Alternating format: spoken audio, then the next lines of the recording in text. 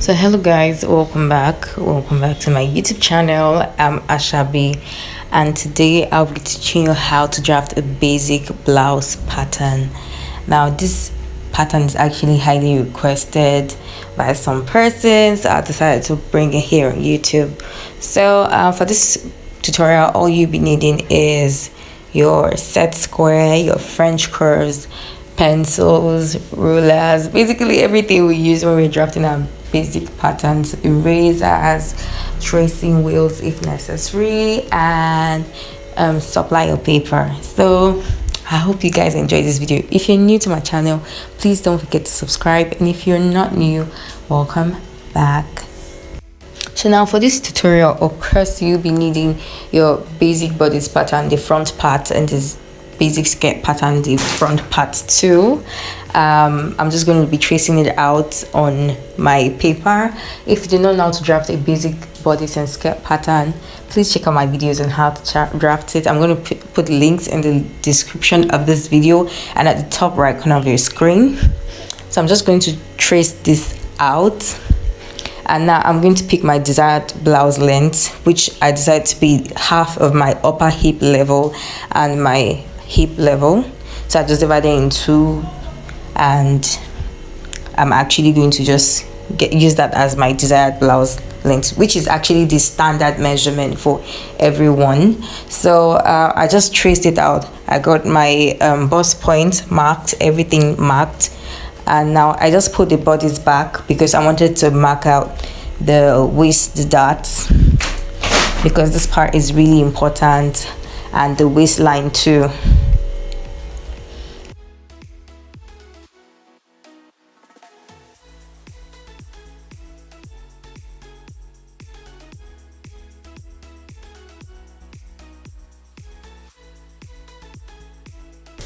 So now I'm just going to pick my ruler, and I'm just going to get my shoulder dart out from my bust point. I'm going to mark it out, and then I'm going to mark my waist dart also.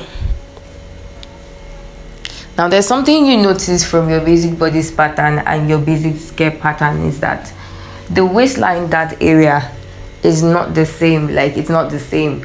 So you realize that if you're actually going to stitch the outfit, the darts are not going to align, and that is going to look so unprofessional. So we are going to move the darts, and that's where we're going to. So we're going to move the darts to align with the bodice. So I'm just going to mark my waist dart right now. When I'm done with that, I'm going to mark out my upper hip level, because that part is important to marking my waist dart.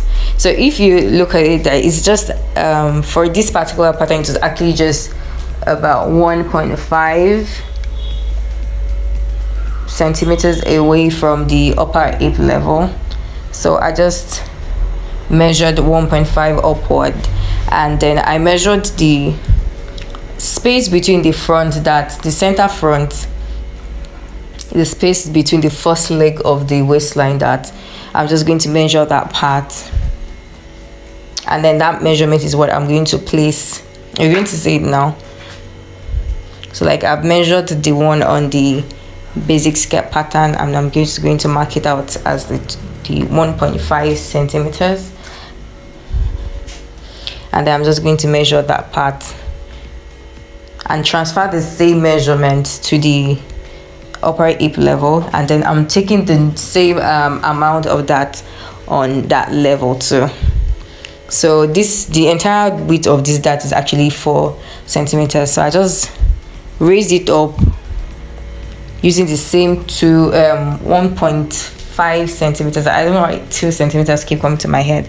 So I raised it up by 2 centimeters because the dart is obviously not on the upper hip level, and I just use the same dart width to get it. So now the very important part is blending the side, which I just did now with my French curve. I just blended the side with my French curve, because you would see that the bodice and the skirt did not align. For some people it actually aligns, but for some it doesn't. So I just marked out my desired blouse length, and I'm just going to mark 2.5 centimeters, depending on what you like. some people use 2 centimeters. I use 2.5. It all works fine. So I'm just going to blend that curve for easing around the waist and the hip level, around that part. I just want it to be a little bit free.